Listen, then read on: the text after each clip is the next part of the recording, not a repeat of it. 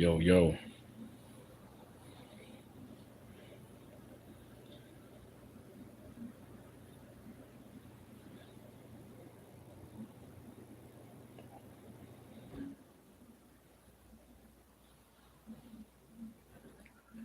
BIVOL, Beterbiev.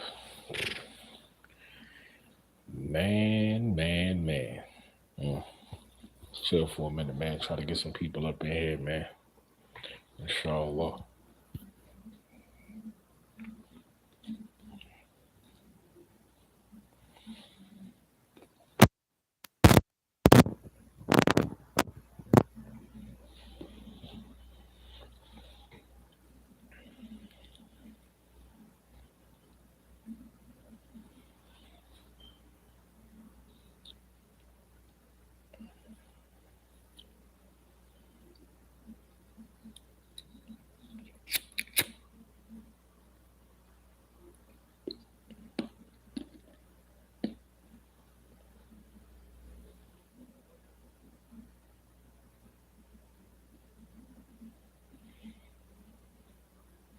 Yeah, boy, we do want to play some music, man. But YouTube was tripping because I had I had that Nas playing yesterday in the background. I played the whole CD, and they flagged one song, "Accident Murderers." I guess it had murderers in it. You know what I mean? I don't know, but the whole album played, and that one song got flagged. Tripping, but we straight. That live is up. Just went in, trimmed it, muted that one song, and that was it. So that live is back on.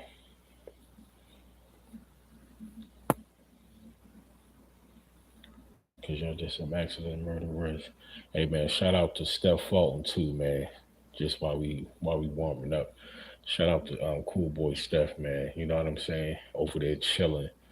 With Coach Bazzi and Jaron Boots Ennis putting in that work, doing this thing. Man, he holding Philly down right now, man. But Boots next up. You know what I'm saying? Boots is next up.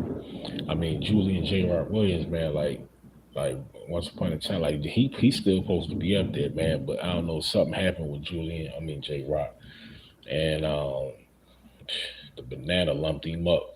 And then after that, I mean, he just ain't been the same, man. I hope he get back right, get his mind right, cause you know what I mean, he's a talented fighter, man. Philly got some heat, man. You know what I'm saying? Philly got some heat, especially over there at the dungeon with Bazzi and Boots trains at, man. They got some heat in that gym. Shout out also to Danny Garcia. He also got a gym in Philly. You know what I mean? Cool boy. He be bouncing between the two, doing his thing, getting in work, putting in work. Trying to tell y'all, man, Philly is the fight capital, man. Philly got the best fighters, man. You want work? Go to Philly. You know what I'm saying? You want work? Go to Philly. And it ain't gonna be no easy work either. You know what I mean? You will get tested, or you may get knocked out.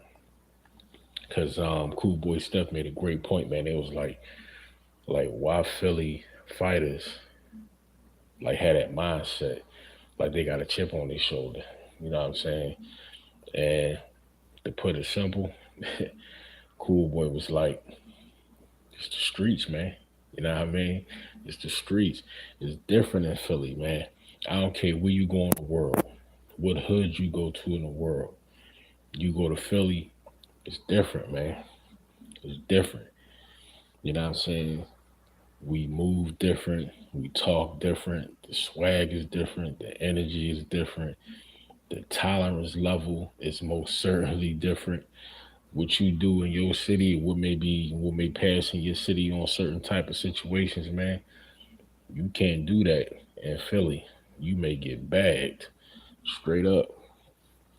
It's different, man. You know, I mean, dudes can fight, but unfortunately, if they ain't getting paid for it these days, people are using alternative means of, you know, what I'm saying, action, and that's kind of the problem, man. You know what I mean? Like, I ain't justifying that at all.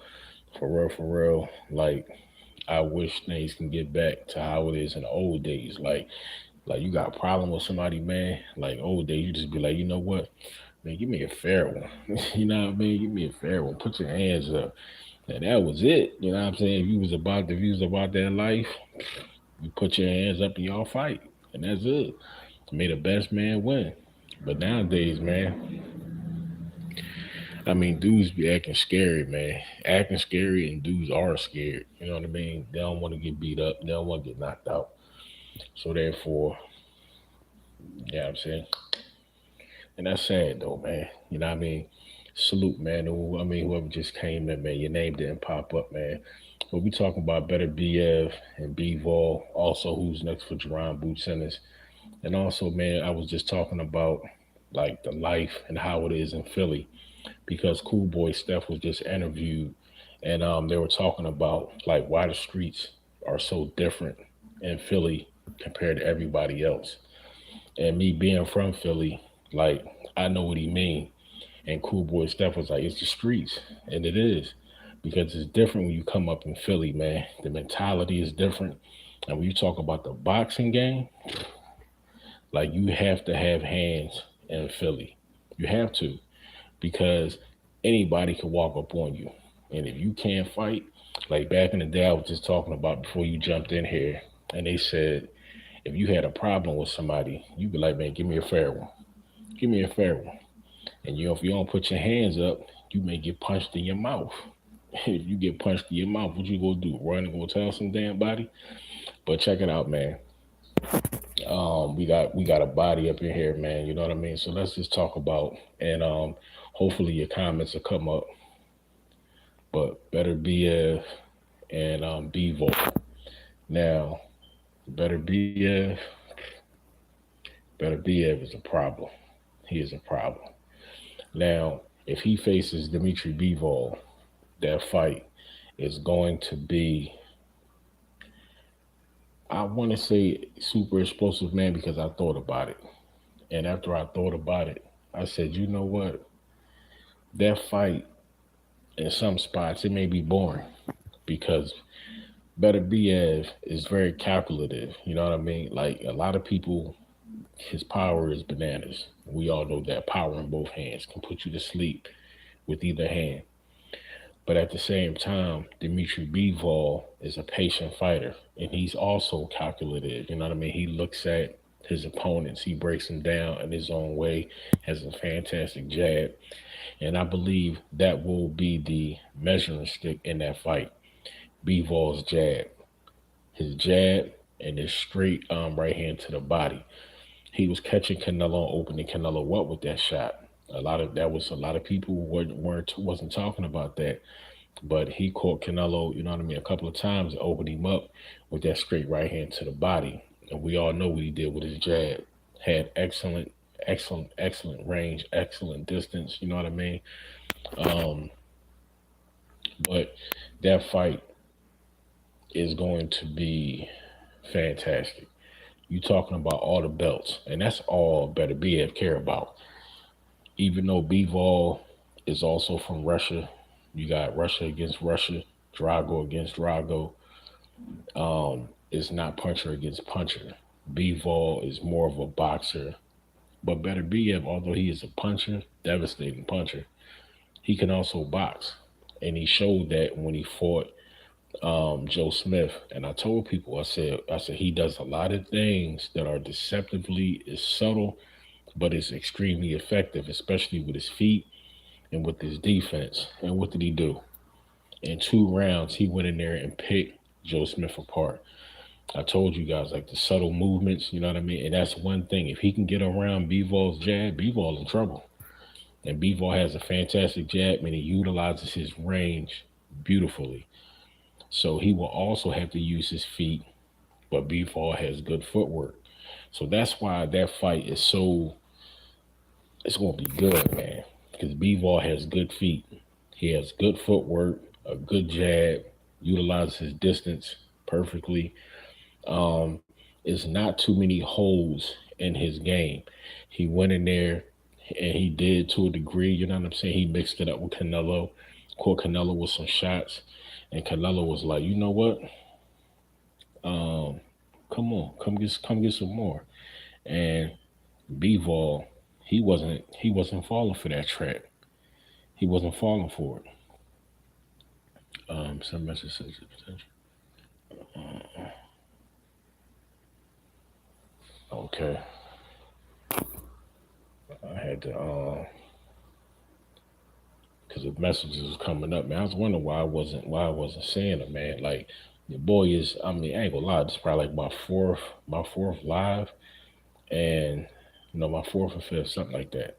And I just did one yesterday, and I told y'all it got it got flagged, so I had to go in and I had to trim out because the music that I had playing in the background had the legend, had Nas playing, and Accident Murderers got flagged. I played the whole CD, and that one song got flagged.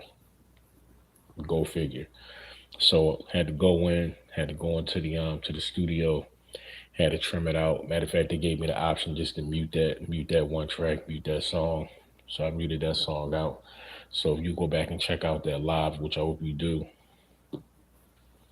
I mean, you better hear some Nas in the background. But that was a good stream, man. And I'm gonna start doing more streams. Like I said, I'm new to the stream thing. You know what I mean? I generally do regular videos or base videos, and I do shorts. Boy, got some fire shorts, man.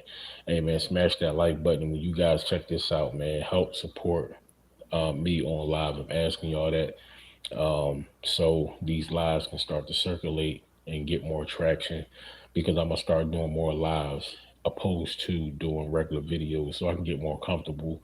Um, 'Cause just like when I started doing the regular videos, like I had to get comfortable, man. Was new to YouTube, wasn't generally used to and comfortable standing in front of a camera and then putting the video out for everybody in the world to see it. You know what I mean, man? Your boy is real low key. You dig what I'm saying?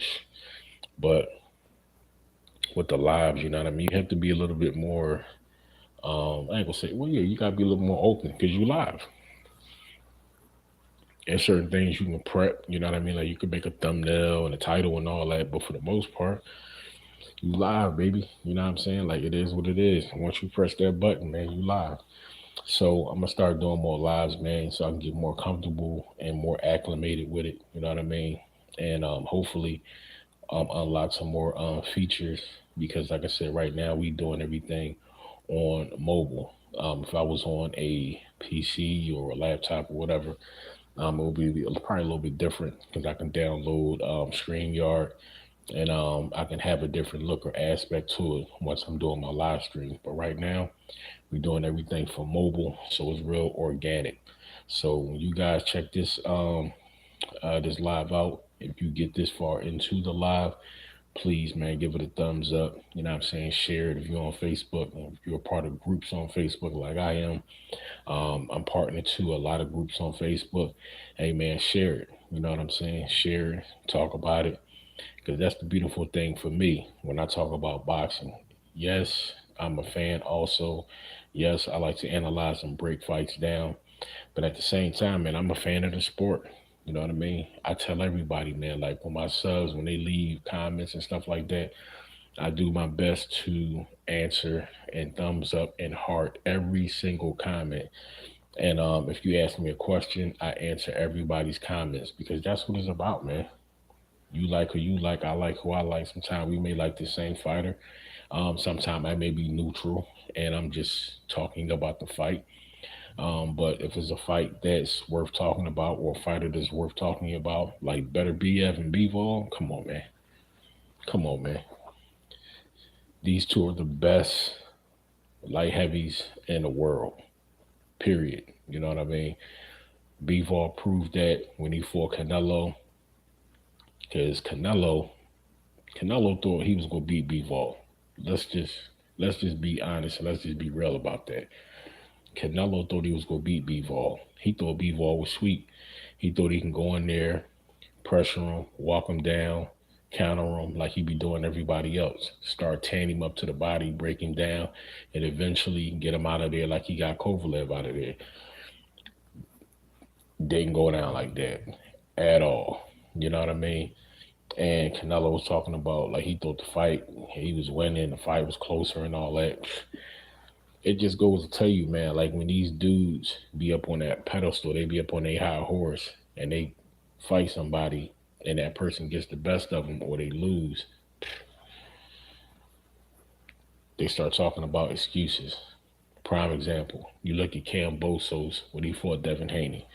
Before the fight, Kambosos was calling Haney a rat, talking all this, talking all that shit, bro. Talking all that shit. And he said specifically to Devin Haney about don't don't have no excuses after the fight when I beat you. And what's the first thing that George Kambosos Jr. started doing after he lost? Start complaining. Start talking about, well, people saw me. No, that's your corner. Your corner is supposed to lie to you because that's your corner. But if it's a real corner, especially if your father was in your corner, he should have been real with you. He should have been honest. And he should have said, you know what, son, I love you, but you lost. You lost. You got outboxed. Take some time, enjoy the fruits of your labor. After that, we have to get back to work. Because if we activate the rematch clause and you go into that fight, the second fight, like you went into this fight, you will get embarrassed again, or you may get knocked out. And that could be a tremendous roadblock in your career. That could end George Kambosos' career. I said this, I talked about it, and I'm going to talk about it again. If George Kambosos fight Devin Haney again and he loses, his career is going to take a nosedive. You know how hard it is to get to that level, to fight for a belt, let alone 2 belts, 3 belts, or an undisputed unification match, and you get to that level and you lose, especially if you lose bad, decision or knockout. That's why sometimes it's better to get knocked out than for a fighter to get a UD. Because if a fighter gets a unanimous decision, that means you got dominated. You got dominated. If you get knocked out, you get knocked out. You know what I mean? You get stopped, you get stopped. But if a fight goes 12 rounds and then the other guy gets his hand raised, that means you got dominated. That means you got dominated. And that's what happened to George Kambosos. He got dominated. And mentally, he don't know how to process that because he did too much talking. That's why I tell people all the time, when fighters go into a fight and they doing a lot of talking, that ain't a good thing. Because see, sometimes fighters can talk and back it up. But when you talk a whole lot of crap and you can't back it up, like AB talk a lot of crap. And he does not fight like he used to when he was the young AB. You know what I mean? He don't throw his hands like he used to. You know what I mean? He still got a chin. I give that to AB. He still got a chin because Maidana, Pacquiao, like they hit AB with some smoke. Maidana dropped him. Maidana crushed him. He ain't been the same since Maidana. But when AB fought Manny Pacquiao, after the fight talking about something, I beat that boy. Come on, bro. No, you didn't. No, you didn't. Manny beat you. You know what I mean? And when Manny caught AB with that straight left hand, and he flew into the ropes and was stumbling back. If the ropes was not there, he flew out the ring. Or he would have fell. That'd have been a knockdown. But that's when you have to credit Adrian Broner. He does talk a lot, but he goes into every fight in tremendous shape. He does put the work in the gym, and I credit Adrian Broner for that. Because if he didn't have the legs when he fought Manny Pacquiao, he'd have been either knocked out or he'd have been knocked down.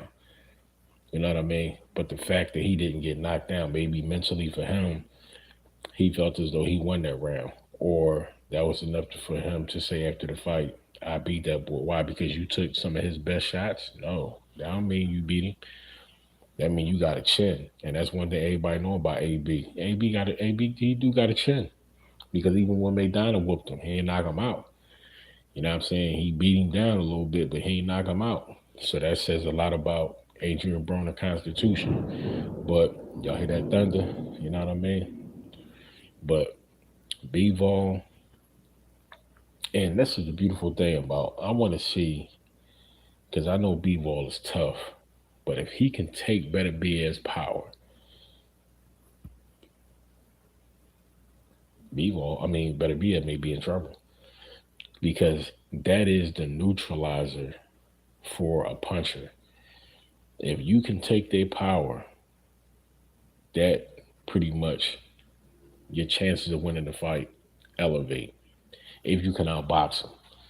Now, BIVOL has a great jab, utilizes his distance, has great footwork, and if he mix all that in, and on top of, if he's able to take Beterbiev's power,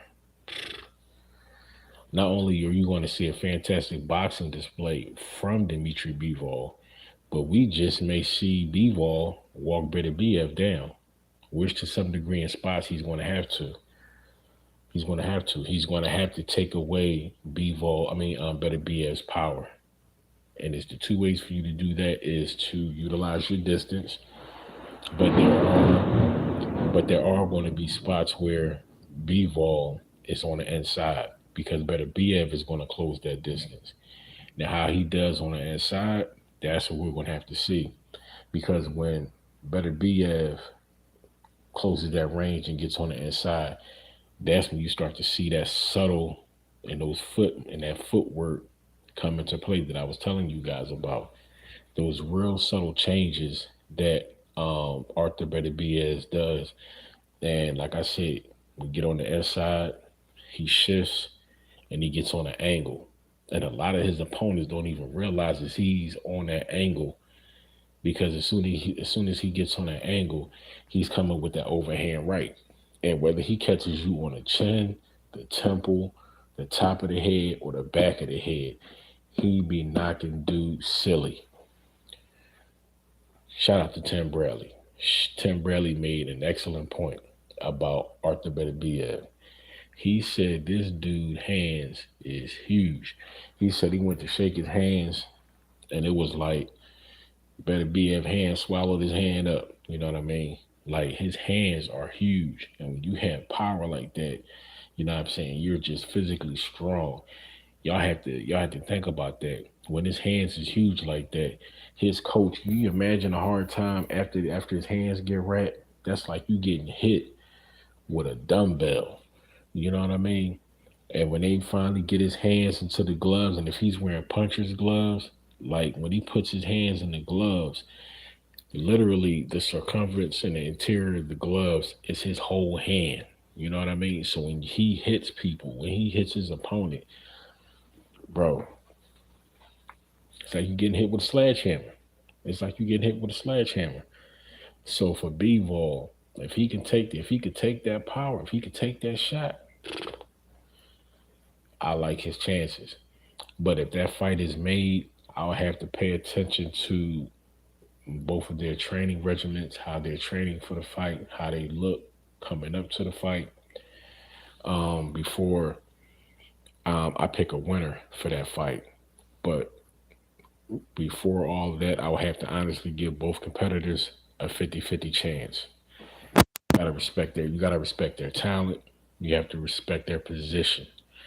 Right now, Bivol is the current WBA champion, and Artur Beterbiev is the current IBF, WBC, and WBO champion. You know what I mean? Because he just took Joe Smith WBO strap. And shout out to Joe Smith, man. You know what I mean? Like and like when Top Rank was doing the blood, sweat, and tears, I said, you know what, man? Like Joe Smith he's a blue collar worker, man. Blue collar worker, strong brother, man. Like what he did to Bernard Hopkins, that wasn't right. But he was over 50 years old, man. He ain't had to knock B Hop through the ropes like that. That crap was embarrassing. But you know what, Joe Smith is a tough guy. He's a good guy. Family man, congratulations because he's expecting a child. Blessings on him and his family, man. Like he was um still a part of his local, I believe his local 66. the union. You know what I mean? It's like, come on, man, you're a professional fighter and you still a part of your union chapter. That says a lot about you, man. You know what I mean? Like he's genuinely a hard worker, and I respect that. I truly respect that. So Joe Smith, man, like I don't know where he's going to go as far as his career. If he stays in the division, I mean, I don't know who he. I don't know who he. I mean, I don't know who he's going to fight because I know Anthony Yard isn't going to take that fight because he wants to fight Beterbiev. But Beterbiev, he already went on record and said, I'm only interested in belts."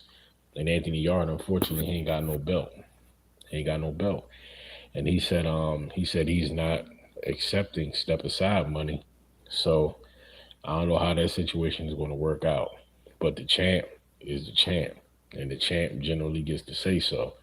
So if he wants to fight Dimitry Bivol, and Bivol already said he wants that smoke because he wants all the titles. So that fight should not be hard to make at all. You know what I mean? So if that fight is going to get made,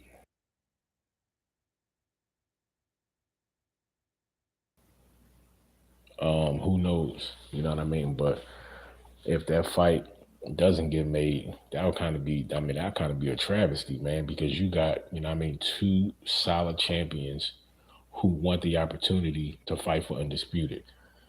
And both of them are genuinely not only excellent fighters, but they're good guys. They don't talk a lot. The build up to that fight will be so positive. Beterbiev and Dimitri Bivol. The build up will be so positive. So positive.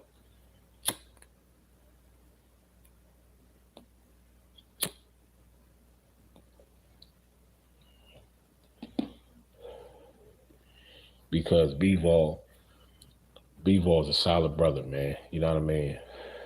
Family man. He don't talk a lot of crap. Like when after he beat Canelo,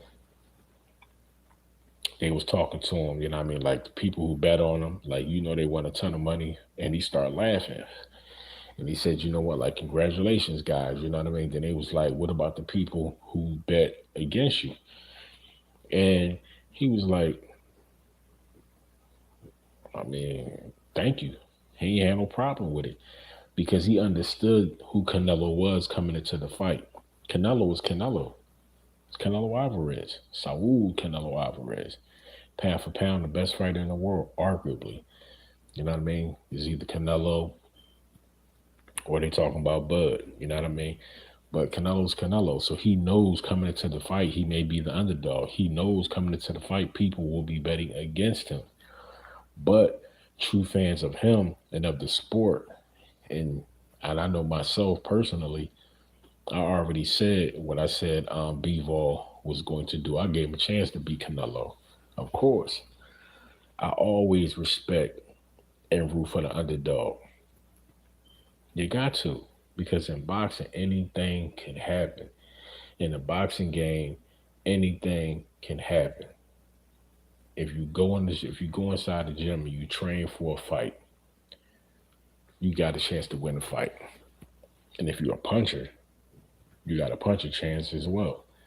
So you can't count anybody out. Yes, you can say, you know what, I picked so and so to win the fight. But at the same time, you have to be fair in your spirit and mentally and in your heart. And you have to give the competitor also a chance to win.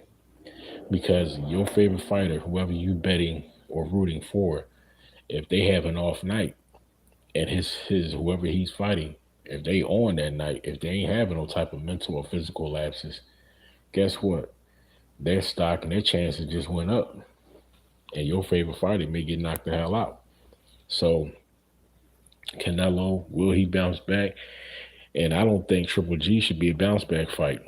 Because Triple G, in my opinion, yes, he's older. But Triple G, he looked good in his last fight.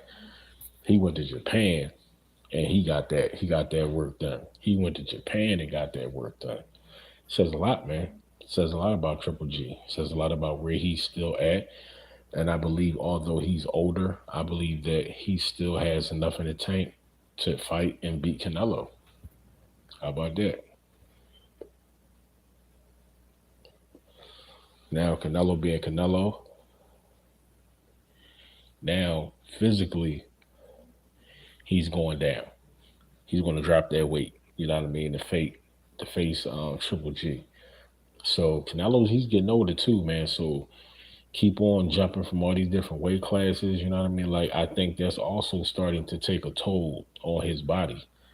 So he's done it. You know what I mean? He done went from every damn near every you know what I mean, something from like 54 on up. You know what I'm saying? 47. All Canelo's he's already in the books for that aspect of his career. Nobody's doing it like that. So I think he needs to put that to the bed, keep on trying to jump to all these damn weight classes. And I think he needs to stay at a weight class, whether it be 68, 60, whatever, 70. I don't think he should stay at 75 because he already got beat by BIVOL. And if he chooses to fight BIVOL in the rematch, which I doubt that he will, guess what? What you gonna do with Beterbiev? And they was calling out Canelo to fight Beterbiev way before he even fought Dimitry Bivol. And you see what Beterbiev has been doing. So just imagine if Beterbiev fights Canelo. We may actually see Canelo Alvarez get knocked out. Eddie Reynoso know it. Eddie Hearn knows it. And deep down, Canelo knows it. If he fights Artur Beterbiev, he's getting knocked out. Even though Canelo doesn't have a belt, and I think that's going to drive Beterbiev to knock Canelo out even more. The fact that he does not have a belt, and the fact that Bivol he won how he won against Canelo. If Beterbiev and Canelo was having to face off and fight, I think that motivation will be enough to motivate Beterbiev to get Canelo up out of there. And he has the power in both hands. In both hands. So, and a matter of fact, I'm going to call it shot that Beterbiev hurts or knock Canelo out with. The uppercut. The uppercut is a weapon that's not strategically used enough in boxing. And Artur Beterbiev, he uses it well. Look how he hurt and got Joe Smith up out of there. Double uppercut. Left, right, it was a wrap. You know what I mean? It was a wrap. That's how, because Canelo likes the pressure.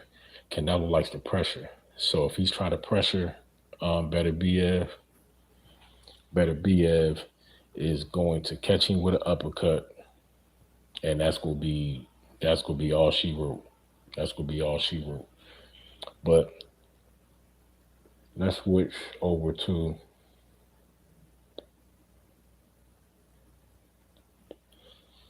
Jaron Boots Ennis for a second. Shout out to the city, man. Shout out to Philly. And rest in peace to the firefighter, man, who lost his life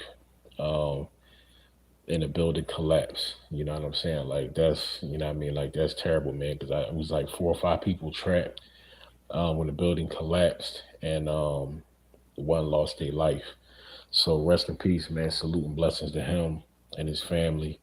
You know what I mean? And all the firefighters, man. Like, you know what I mean? Like, that's crazy. Philly, it's been a couple of building collapses in Philly, man, from like gas mains breaking and cribs exploding.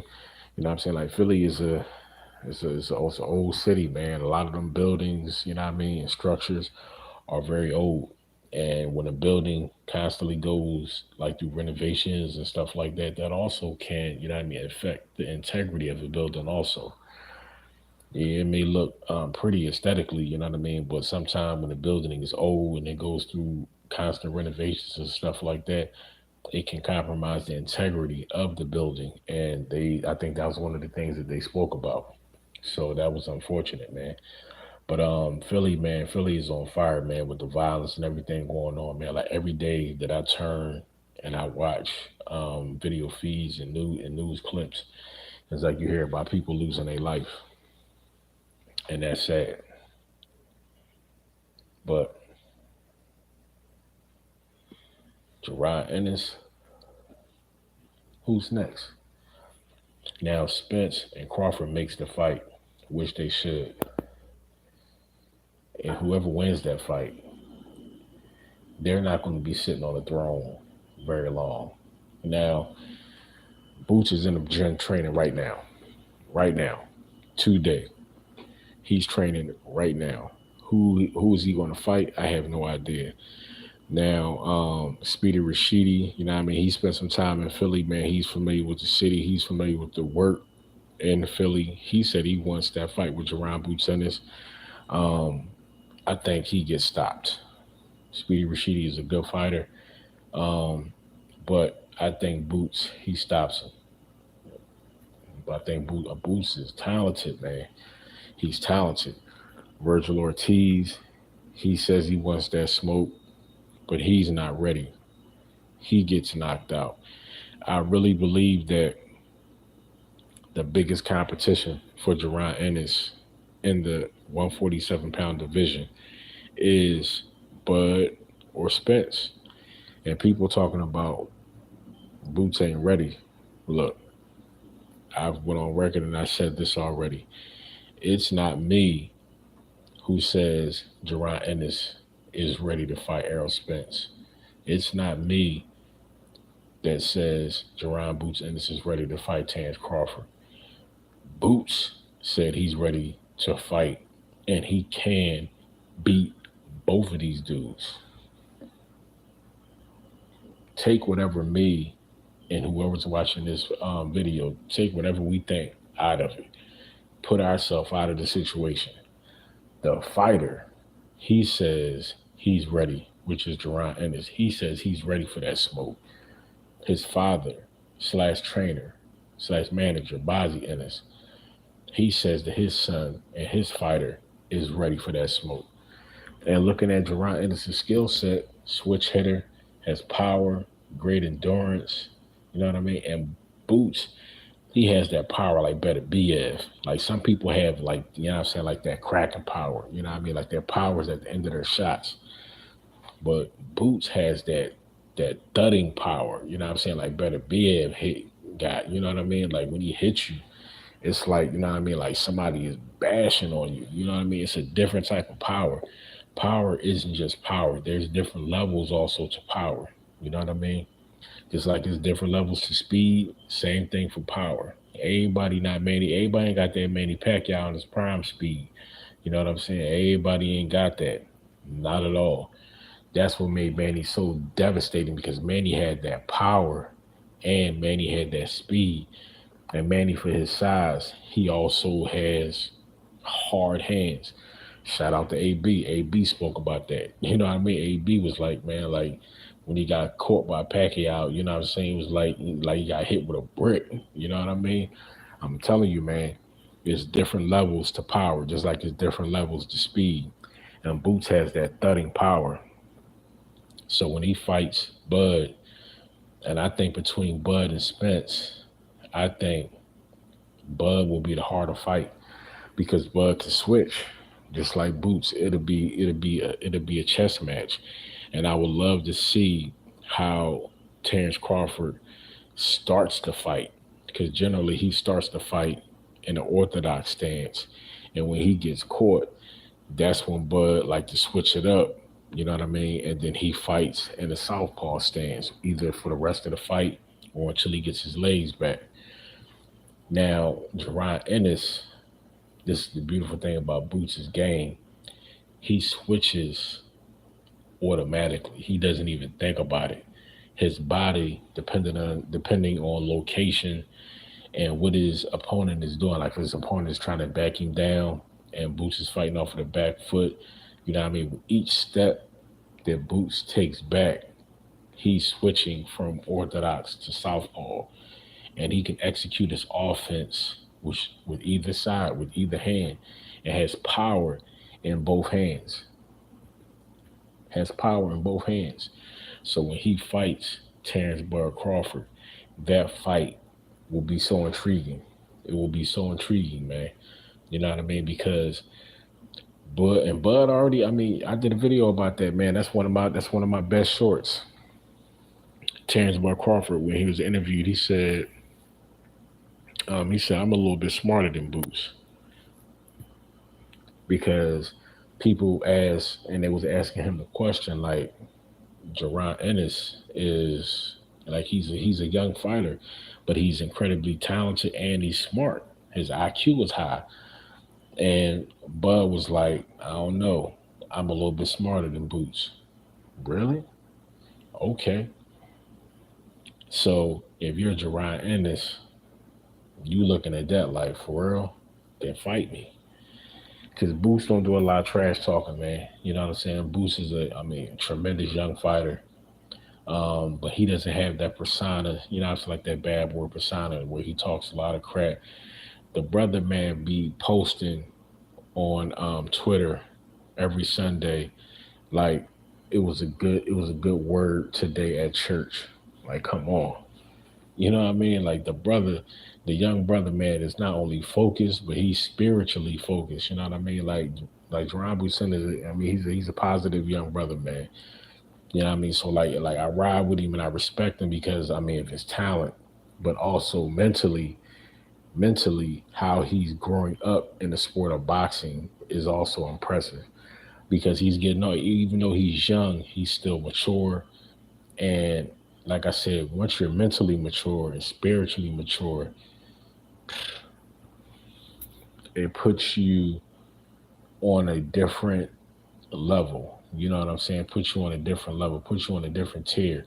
And that's what's hard for fighters to really break down and figure out. You know what I mean? Because it's one thing skill wise to figure out a fighter what they love to do and make certain adjustments.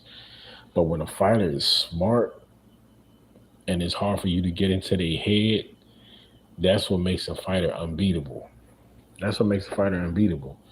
And as great as like Errol Spence is, with the physical attributes of his game, having an excellent jab, breaking his opponents down to the body, like that game plan and those game plans are fairly simple. They're not really strategic.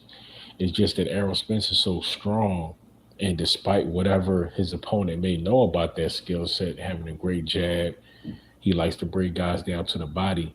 They still can't stop it. They still can't stop it from happening. Ugas caught him with a nice shot where Spence lost his mouthpiece. Caught him with a nice shot. Had Spence stumbling back to the ropes. And when that happened, I was looking at Ugas like, what is you waiting for? You know what I'm saying? Like, with fighters like that, when you get them hurt, you gotta have that killer instinct. Terrence Bud Crawford has that killer instinct. If Bud get Spence hurt, just like Ugas got Spence hurt in that sequence, Bud would have swarmed him. Bud would have swarmed him. You know what I mean? And he would have tried to beat the hell out of Spence on the ropes. And depending upon if he was catching him clean, the fight might have got stopped. The fight might have gotten stopped. And if you look at the fight after that sequence, when Ugas caught him and Spence stumbled back, like Aaron was like, okay. And that's when he came out and just started systematically breaking Ugas down. Because he knew that not only he lost that round, but he knew that he got hurt. And everybody who was watching the fight, whether you're in the arena, whether you're at home watching it on pay-per-view, he knows that everybody was like, did Spence just get caught by Ugas? You know what I mean? Like he was a little jacked up. And Spence already said it himself, man. Like that was a rookie move when he lost his mouthpiece. You know what I'm saying? Like he knew that was a rookie move. But y'all got to keep in mind, man. After the accident, um, Errol Spence he got some of his teeth knocked out, if not all of his teeth knocked out. Because you look at his smile now, opposed to when he first started his career, his whole grill is different. So he already said it, but he already said it himself, man. He's like, that's on him. You know what I mean? Because he couldn't find, he didn't have a mouthpiece that fits. You know what I'm saying? His new teeth. So naturally, when he goes in and he fights Bud, he's going to have Hopefully he gets that, rectified, and he gets a new mouthpiece. Because if he loses his mouthpiece against Bud will try to knock his block off. He could try to knock his teeth out again. You know what I mean? But that's going to be a fantastic fight, and whoever wins that fight, in my opinion, Boots is gonna be on their heels, man. Boots is gonna be on their heels, and his chances are pretty good. His chances are pretty good, man. You know what I mean? Because you hear Boots talk about all the time, man. Like you, when they was like gauge on a percentage basis, how how much have you shown your opponent? How far did you have to dig in your bag so far when you face certain guys in the ring? And Boots would be like, man, like I only showed about 20%, 25, 30% of what I can do. What? Are you serious?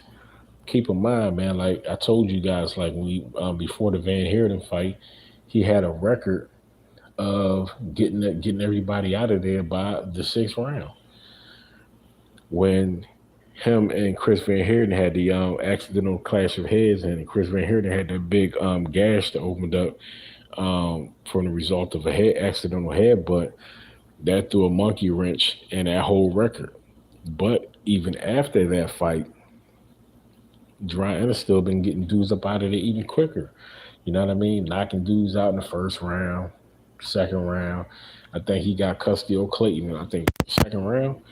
You know what I mean? And a lot of people was like, man, Custio Clayton is tough. That's not going to be an easy fight. You know what I mean? Like Sean Porter, he was taking jabs at Jaron Boots Ennis, you know what I'm saying? And Boots, he was like, man, he was like, fight me. You ain't that far removed from retirement. You know what I'm saying? Fight me. You know what I mean? I love it, man. You know Sean Porter, man. Sean Porter went on his own podcast, man. Shout out to the Porter Way podcast, man. Go ahead and check my man Sean out, man. Go over there and sub him up. But he pointed that out.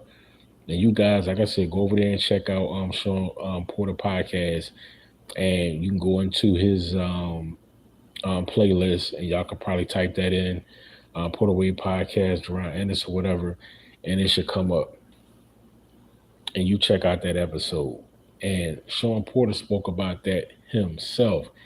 He said he ain't messing with these young dudes. He ain't messing with Boots. And I respect that.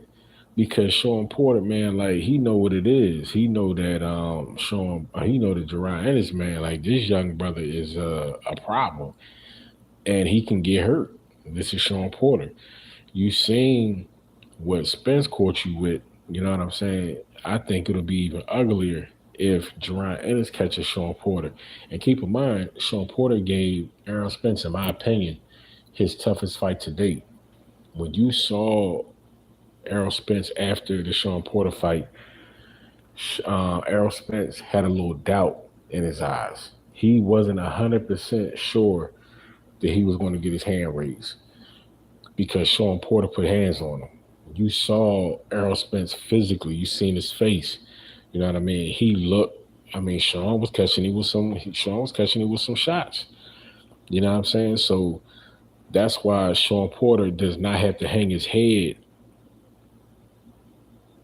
as far as him losing to Errol Spence, because he fought a hell of a fight and he looked damn good in the fight. Opposed to if he never got knocked down. If he never got knocked down, that would have been, it possibly could have been either, I ain't gonna say draw, but I don't know, man. Like Sean could have possibly walked away with that fight. If he didn't get that knockdown, it was that, in my opinion, before that knockdown, like Sean was putting in work, man. It was that close. He could have possibly upset Errol Spence that night if he didn't get knocked down. And he really didn't get knocked down. I mean, his glove touched the mat. But theoretically, that's a knockdown. And they should, in my opinion, they should kind of overturn that. Because a knockdown is actually you get knocked down, your butt touched the canvas. You know what I mean? But if you catch yourself with your glove a little bit, that shouldn't be. I mean, that shouldn't be considered. You know what I'm saying? A knockdown, because theoretically, it's like you catching yourself. You know what I mean? Just like a fighter catches themselves. You know what I mean? When they grab the ropes, ain't no difference if you ask me. You know what I mean? A knockdown is when you get literally knocked down, your butt or your back is on the canvas, or you lay it out. But we gonna wrap this up, man. But Beterbiev versus Bivol for undisputed, that will be one of the greatest light heavyweight fights of all time. From the leading up into the fight, I'm telling you, both of these guys, their mannerisms, their professionalism, like you're not going to hear a whole lot of back and forth, talking a whole lot of shit. Nope. You know what I mean? They're both from Russia, and we all know what's going on with Russia right now and the Ukraine situation. You know what I mean? So their narrative in that fight is, I mean, that's gonna be a great fight, man. And the promotion for that fight, I would love to see how they do it. You know what I mean? But it has some very interesting narratives in the Better BF and the Bivol fight. And like I said, man, who's next for Jaron Ennis? Anybody to sign that contract? Because Jaron Ennis already went on record and he has stated that he wants the top guys, top five, top 10, whatever. But he wants the top guys. So Bud and Spence need to get that fight out the way, because once they get that fight out the way, in between them two, they can finally say, you know what, I'm better or I'm better. But guess what? They're not going to be in that position, in my opinion, very long, because Jaron Ennis will be coming for those scraps with the quickness. You know what I mean? So how long would the winner of the Errol Spence and Terrence Crawford, how long would they be in the throne? How long before Jaron Ennis or one of these other up and coming guys try to take what's theirs? Because they looking like food right now to some of these guys, man. Especially Boots. Boots already said, man, like he wants that action. You know what I mean? Because he feels as though he can beat them.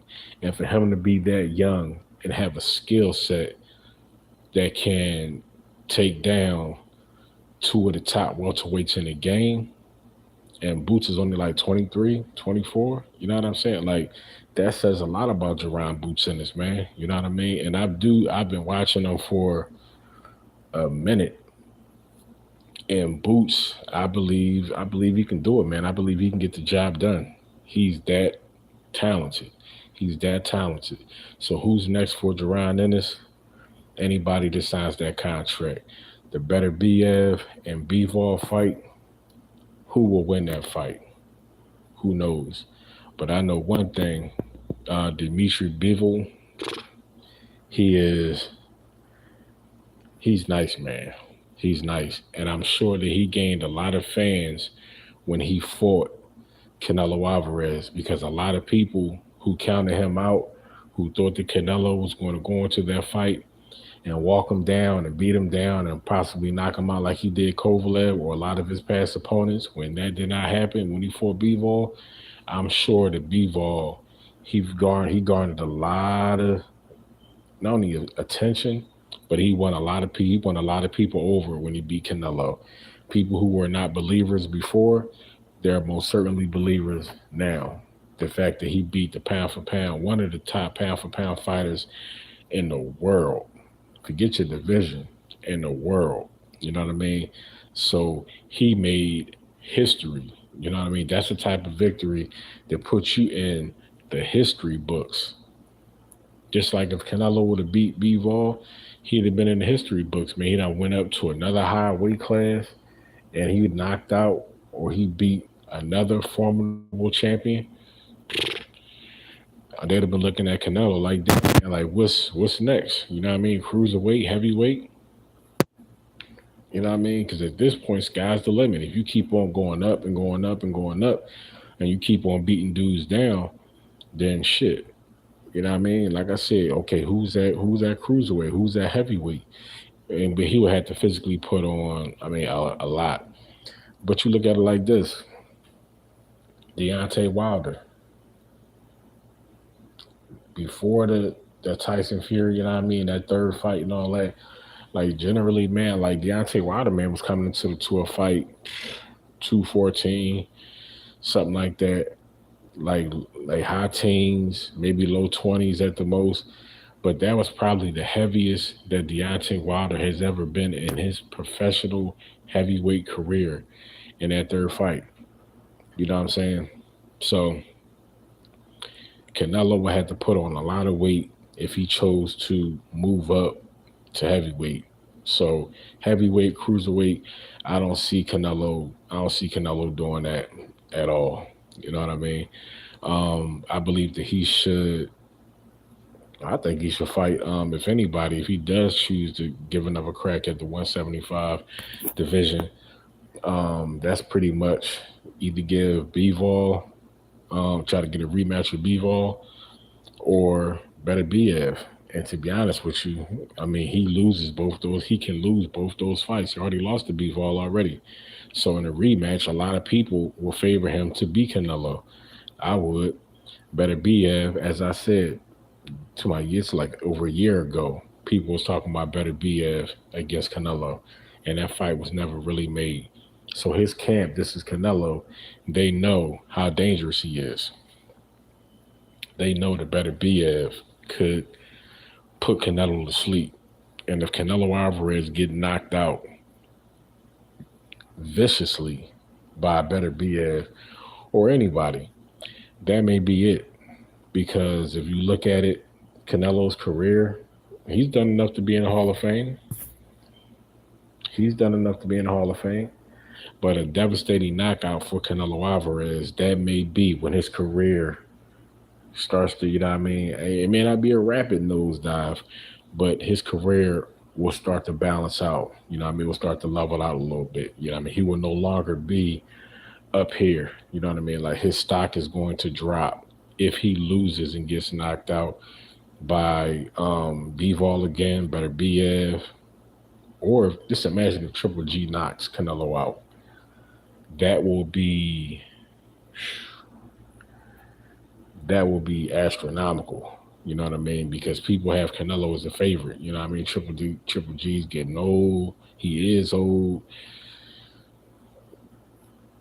They not giving, and low key, a lot of people not giving Triple G a chance. But I do believe that Canelo, if he fights Triple G again, I honestly believe that Triple G is going to give him he could give him his for his money, because Triple G, to some degree, has always given Canelo a tough fight, whether you believe Canelo won or not. Because some people believe Triple G won those fights. And he has figured out Canelo. Triple G has figured out Canelo. He knows how to fight Canelo. It's one thing when you fight somebody, but when you know how to fight somebody, that's different. You know what they do. You're comfortable, you know what I'm saying, with their power. You know if they catch you, you know what I mean? Like you know what I'm saying? You know what you win for. And with Triple G, he understands that. He knows Canelo's power. He knows what he likes to do. He knows what he does not like to do. So when Triple G fights Canelo again, that's going to be a great fight. And don't be surprised if Triple G gets the upset. And if Triple G wins, that means he just got beat by Bivol and he just got beat by Triple G. Those two strikes right there. If he chooses to fight after he fights Triple G and he faces Beterbiev or Bivol again, those wins ain't guaranteed, brother. Both of those could be possible losses. Not a 50-50 split. Both of those can be possible losses, meaning you'll lose to Bivol for the second time and you'll lose to Beterbiev for the first time. So with that said, you know what I'm saying, because your boy getting tired, man. I'm hungry. Time to eat some lunch. Like I said, man, your boy will start doing more streams, man. Like I said, man, I'm new to the, you know what I mean, new to the stream game. I ain't been doing many, but I'm gonna start doing more live streams so I can get acclimated, get comfortable, and just get better at it, man. I mean, that's what anything, you know what I mean? The more you do it, the better you'll get at it. So the more live streams I do, the better that I'll get at it. Um, and then that's gonna be all she wrote. You know what I'm saying? That's gonna be all she wrote. Cause guess what, man? Your boy ain't going nowhere, man. I'm working. I will continue to work hard on my craft. I will continue to work and get better. Because at the end of the day, that is what it's all about. You know what I mean? Because they don't want to see guys like me succeed. Because I keep it real. I don't have no allegiances to nobody. I'm non-biased. You know what I'm saying? I purely and solely I love the fight game. You know what I mean? I represent because I feel as though if you're a fighter, how can you not like boxing? If you are a fighter, if you have that will and that tenacity within you, how can you not like the fight game? Because that's what a fighter, that's what being a fighter is all about, man. Having iron will, having toughness, having that tenacity. Because life will beat you down. And if you allow it to, it'll put you to sleep. So with that said, man, Talk Nation, stand up as your boy. Do your best, to stay humble, stay motivated, protect yourself at all times, guard up, and mask up. Why? Because it's a war going on outside, and ain't nobody safe from it, man. Hey, whoever checks this live out, man, like I said, please support the live, please support the channel. I'm asking for your help, man. You know what I'm saying? Give it a thumbs up, share it on your social platforms, especially Facebook, and make sure that you subscribe, turn on notifications. Make sure you hit that bell, bing, for notifications so you get all the uploads when they come out. Like I said, man, check out the archive. Got standing 800 videos at this point. And your boy making some fire shorts right now. The Roy Jones short is popular, is doing well. A lot of people like that short. Also, the Mike Tyson short. That's also one of my personal favorites also, and that's also one of the channel favorites to everybody coming over to check out the content. So check those out. Check everything out. Share everything. Subscribe. Turn on notifications. But most importantly, stay blessed and stay humble, and come back and check your boy out on the next one. Peace. I'm going to check y'all out.